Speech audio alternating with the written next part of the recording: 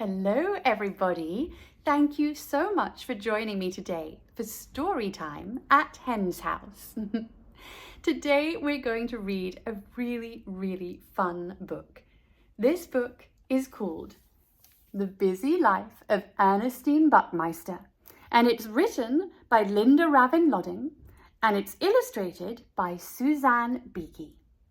And this is a story of a young girl who has a very busy schedule. So let's find out what she does about it. Now, if you have a copy of the book, please do go and get it and read along with me. Okay, are you ready? Let's get started. Each morning, while Ernestine ate breakfast and Nanny O'Dear prepared lunch, Ernestine's father zoomed out to work and called, "Live life to the fullest, Ern!" And each morning, Ernestine's mother zipped out to catch the bus and said, "Make every moment count, E." And each morning, Hugo from next door asked, "Ernestine, do you want to play after school?"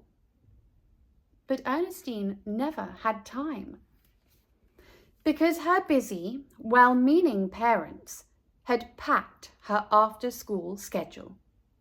On Mondays, she sculpted with clay lumpkin. On Tuesdays, she did water ballet with Miss Goldfisher. On Wednesdays, she knitted with Mrs. Pearl Stitcham. On Thursdays, she took tuba lessons with Mr. Oompa. On Fridays, she yodeled with Little Old Lady Hoo-Hoo. On Saturdays, she studied karate with Grandmaster Hiya. And on Sundays, she practiced yoga with Guru Prakesh Pretzel. Thank goodness the Buckmeisters had Nanny O'Dear to help Ernestine stay on schedule.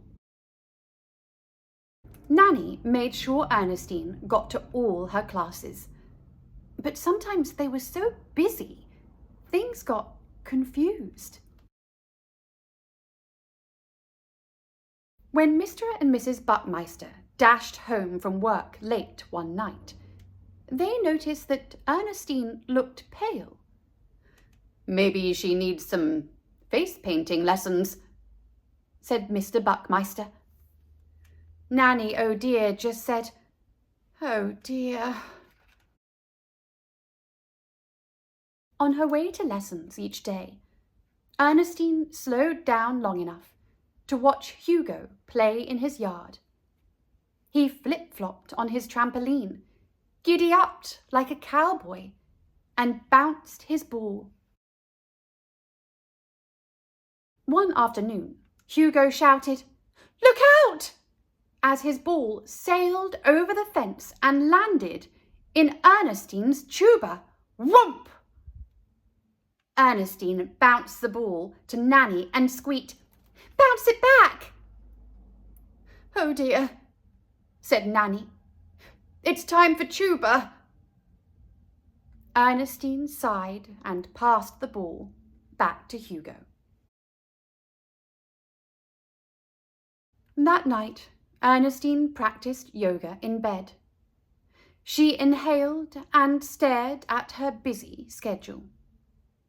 She exhaled and thought about Hugo and how he got to flip-flop and giddy-up and bounce.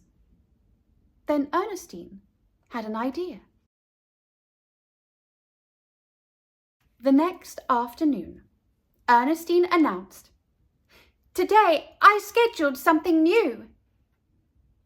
"But you have yodeling," said Nanny. "It's written on my... Oh, have you seen my calendar? And where's my phone? Oh dear." Ernestine giddy-upped across the yard to the park. "Ernestine!" panted Nanny. "Now we'll be late for yodeling. Or is it knitting? Oh. Ernestine reached the hilltop and flopped onto the grass, pulling Nanny down with her. "Oh dear," muttered Nanny. "Look!" Ernestine sang. Nanny stopped huffing and noticed the valley below. "My, the view is heavenly." "That cloud looks like a pineapple," said Ernestine. "No, a bunny." "Or whipped cream," suggested Nanny. Before long, they were imagining that they were tiny bugs and the world was huge. Then they were pioneers building a twig fort, and Nanny showed Ernestine how to make a daisy crown. Meanwhile, little old lady Hoo-Hoo called Mrs. Buckmeister to report that Ernestine had missed yodeling. Mrs. Buckmeister called Mr. Buckmeister. "It's not like Ernestine to get off schedule. I know she's with Nanny, but where could they be?" They tried to call Nanny, oh dear, but she didn't answer her phone. So the Buckmeisters set out to find their daughter. "Have you seen Ernestine?" the Buckmeisters asked at knitting class. Mrs. Stitchum replied without dropping a stitch. "Knit 1, purl 2, sorry I can't help you." They dashed to karate. "Hi-ya!" called the Buckmeisters. "Is Ernestine here?" Grandmaster Hi-ya answered "No," with a flying twist. "Maybe she's at water ballet," called Mrs. Buckmeister. "Is Ernestine here?" The Buckmeisters zoomed to Clay Lumpkin's studio. There were lots of children sculpting, but no Ernestine. They rushed to yoga. "Is Ernestine here?" they whispered. Guru Prakash Pretzel was meditating, and all he said was, "Om, Om." "Om?" wondered Mr. Buckmeister. Said Mrs. Buckmeister.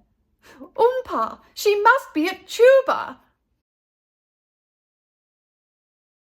"Have you seen Ernestine?" Mrs. Buckmeister yelled over the blaring horns. But Mr. Oompa didn't hear a word. By the time they looked everywhere, the Buckmeisters were dazzled and frazzled. "This is what poor Ernestine does every week," Mrs. Buckmeister panted. "No wonder she always looks so pale," added Mr. Buckmeister. Then off in the distance, they heard bubbles of laughter. The Buckmeisters trudged up the hill. And there was Ernestine, her cheeks as rosy as apples. "Ernestine Marigold Buckmeister!" called Mrs. Buckmeister. "Where have you been?" "Oh dear," Nanny stuttered. "Well, you see, we were right here," Ernestine squealed. "It was my idea. We saw pictures in the clouds and rolled down the hill and pretended we were bugs. And then I was a princess, and I want to do it again." The Buckmeisters were stunned. "I like taking lessons, but can't I stop some of them?" pleaded Ernestine. "But how will you live life to the fullest without sculpting and swimming?" asked Mr. Buckmeister. "Right," Mrs. Buckmeister agreed. And how will you make every moment count without yoga and yodeling? Like this, Ernestine said. Everyone inhaled. Then they exhaled. My, the view is heavenly, said Mrs. Buckmeister. Since that day, Mrs. Buckmeister bikes to and from work and has taken up gardening. Mr. Buckmeister tries to get home early once a week to build a tree house.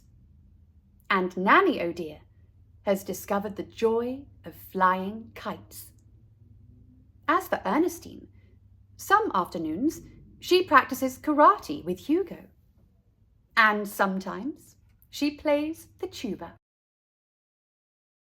And sometimes she just plays.